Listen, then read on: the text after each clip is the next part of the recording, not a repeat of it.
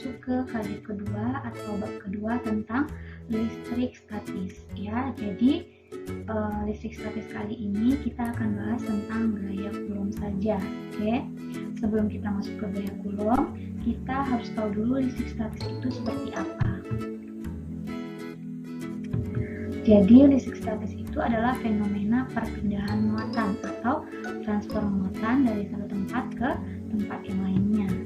Nah, listrik statis adalah suatu fenomena kelistrikan yang sering terjadi di mana partikel bermuatan ditransfer atau berpindah dari satu tempat ke tempat yang lain. Nah, ada kata-kata bermuatan. Jadi, muatan itu apa? Muatan listrik itu sendiri adalah muatan dasar yang ada pada suatu benda sehingga dapat mengalami gaya pada benda lain yang juga memiliki muatan listrik. Jadi, apabila ada dua benda yang didekatkan dan sama-sama memiliki muatan, mereka akan mengalami gaya. Oke, gaya apa? Gaya inilah nanti akan kita bahas. Sekarang contoh fenomenanya kita bisa lihat antara penggaris dengan kain wol. Kita dekatkan. Wol juga punya muatan, penggaris juga punya muatan. Setelah kita gosokkan, ternyata ada perpindahan muatan dari penggaris ke kain wol, dari kain wol ke penggaris, sehingga penggaris ini muatannya adalah negatif dan wol muatannya adalah positif. Terjadi perpindahan muatan. Jadi secara dasarnya muatan itu terbagi menjadi muatan positif itu namanya proton, muatan negatif itu namanya elektron. Kita singgung tentang muatan. Apabila ada dua benda yang bermuatan didekatkan akan terjadi namanya gaya. Oke, gaya itu dinamakan gaya elektrostatis atau gaya Coulomb. Nah, bunyi dari hukum Coulomb itu tersendiri adalah besar gaya tolak-menolak atau tarik-menarik antar dua muatan listrik berbanding lurus dengan hasil kali masing-masing muatannya dan berbanding terbalik dengan kuadrat jarak antar kedua muatan. Waduh, itu gimana? Oke, bikin ilustrasinya. Jadi ada dua muatan nih, positif sama negatif. Gaya tarik-menarik atau tolak-menolak. Dan gimana ya? Nah, kalau muatannya berbeda jenis, dia akan mengalami namanya gaya tarik-menarik. Nah, jadi panahnya saling menuju, saling mendekati. Jadi kalau suka sama suka akan saling mendekati. Nah, jadi yang positif kita anggap itu muatan 1, yang negatif muatan 2, dan mereka terpisah oleh jarak yang namanya R. Kedua ilustrasinya, nah ini ada dua muatan sejenis. Nah kalau sejenis berarti gayanya adalah tolak menolak, karena nggak mau sama nggak mau dikasih berdua, ya nggak mau kan, sama-sama menjauhi. Atau kamu sukanya sama laki-laki tapi kamu kasih perempuan, ya nggak mau, jadi akan saling menjauhi. Oke, yang positif pertama muatan 1, yang positif kedua muatan kedua, jadi terpisah oleh R. Maka hukum Coulomb tadi dapat kita buat secara matematisnya. F sama dengan K Q1 Q2 per R pangkat 2. Itulah yang maksudnya gaya Coulomb itu sebanding dengan hasil dari dua muatan dikalinya berbanding terbalik dengan kuadrat jarak dari muatannya ini. Ya, jadi gaya Coulomb itu hasil kali dari kedua muatan yang sebanding nilainya dengan gaya Coulomb, tapi berbanding terbalik dengan jaraknya. Oke. Nah, ini masing-masing penjelasannya. F itu adalah gaya Coulomb, satuannya Newton. Q1, Q2 muatan listrik, satuannya Coulomb. R adalah jarak antar kedua muatan, satuannya meter. Dan K adalah tetapan dielektrik dalam ruang hampa yang besarnya 9 kali 10 pangkat 9 Newton meter kuadrat per Coulomb kuadrat. Oke, kita langsung masuk contoh soalnya. Oke, perhatikan gambar berikut katanya. Oke, nah ada 3 muatan yang segaris ya.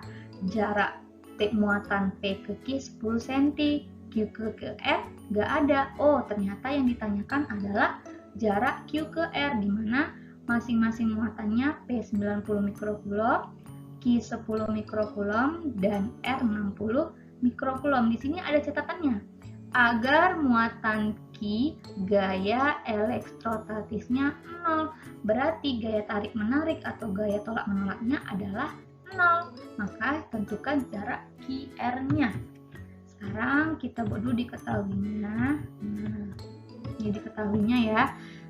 Muatan P, muatan Q, muatan R, dan K-nya itu kenapa jadi 10 pangkat min 5? Kan 1 mikro itu 10 pangkat min 6. 10 pangkat min 6 ada 30 kan, berarti bisa kita coret 1 angka 10-nya. Oke? Dan jarak dari P ke Q itu 10 cm, kita ubah ke meter jadinya 0,1. Oke, kita lanjut ke penyelesaiannya. Oke, ini gambar yang awal ya. Nah, ini yang mau kita cari. Sekarang kenapa positif semuanya, Bu? Karena tadi muatannya nilainya positif. Kalau ada tanda min, berarti nanti muatannya negatif. Sekarang kita lihat dulu, apa yang akan terjadi dengan muatan Q. Ingat, karena ditanya muatan Q, kita lihat muatan Q terhadap muatan R akan apa? Kalau dia yang sejenis, akan tolak menolak, saling menjauhi. Nah, sehingga muatan Q ke R itu arahnya ke kiri. Ya, karena dia menolak, bukan menuju. Maka ini namanya gaya muatan R terhadap Q. Nah, begitu juga P dengan Q, dia akan menolak, tidak akan menuju. Maka Q menjauhi R atau P menjauhi R, sehingga yang P tadi arahnya ke kanan. Jadi ini adalah gaya muatan Q terhadap muatan P. Nah, kalau dilihat seperti ini, berarti kalau ada dua benda yang berbeda arah, berarti kita kurangkan vektornya. Berarti yang ditanya adalah FQ sama dengan FQP dikurang FQR. Yang ke kanan kita bikin positif, yang ke kiri kita bikin negatif. Oke? Nah, karena tadi catatannya agar gaya elektrostatisnya 0, berarti FQ-nya adalah 0. Ya, jadi persamaannya seperti ini. Kita pindah ruasnya, kita masukkan persamaan gaya kulomnya. Nah, jadi seperti ini. Kira-kira yang kita bisa coret adalah nilai konstanta dan nilai muatan Q-nya, sehingga menjadi muatan R dibagi kuadrat jaraknya sama dengan muatan P dibagi kuadrat dari jaraknya. Nah, kita masukkan nilainya masing-masing. Tadi kita umpamakan Q ke R-nya adalah X, berarti jaraknya X kuadrat. Nah, yang RQP tadi kan 10 cm, kita ubah ke meter, berarti 0,1 meter. Sekarang kita kelompokkan yang muatan dengan muatan, yang jarak dengan jarak, sehingga menjadi seperti ini. Ya. Nah, hasil akhirnya 9 bagi 3 adalah 3 kali X kuadrat per 0,1 meter kuadrat. Hasilnya akar 3 sama dengan X bagi 0,1 meter. Kenapa akar 3? Karena biar hilang nih yang 2 di sini ya. Pangkat 2 berarti di sini kita kali setengah, sini kali setengah. Setengah itu artinya akar ya. Jadi kita kalikan akar 3 kali 0,1 sama dengan X. Akar 3 adalah 1,73 kali 0,1 meter sama dengan X. Sehingga X-nya adalah meter adalah 0,173, berarti dalam sentinya berapa? Oke, 17,3 cm. Jadi jarak dari Q ke R adalah 17,3 cm. Kenapa dikurang tadi? Karena arahnya berlawanan. Kalau arahnya sama berarti dijumlahkan. Oke, lanjut ke kedua. Nah, terdapat 3 buah muatan A, B, C membentuk segitiga dengan sudut siku-siku di A. Besar gaya tarik-menarik muatan A dan B sama dengan gaya tarik-menarik A dan C. Yang besarnya 5F. Tentukan gaya Coulomb pada muatan A. Berarti AB tarik-menarik, AC tarik-menarik. Berarti A sama C beda muatannya, A sama B juga beda muatannya. Oke, kita buat gambarnya.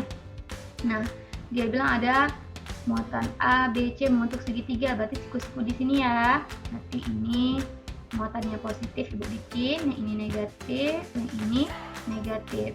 Nah, yang positif adalah A, negatif kedua B, negatif ketiga adalah C, karena dia bilangnya tarik menarik, berarti A ke B karena beda muatannya tarik menarik, A ke B juga beda muatannya tarik menarik. Bu, boleh nggak di sininya negatif positif positif? Boleh, terserah.